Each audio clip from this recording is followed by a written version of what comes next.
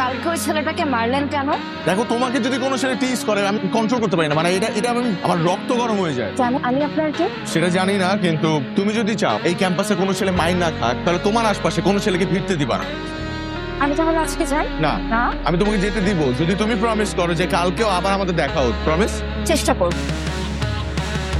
Ice cream খেতে ইচ্ছা করছে। আচ্ছা ঠিক আছে, রেডি হও, আমার 10 মিনিট লাগবে। রাত বাজে 11টা, দারোয়ান মামার জীবনও বের হতে দিবেন। দারোয়ান তো দেখবেই না, আমার মাথায় একটা বুদ্ধি আছে।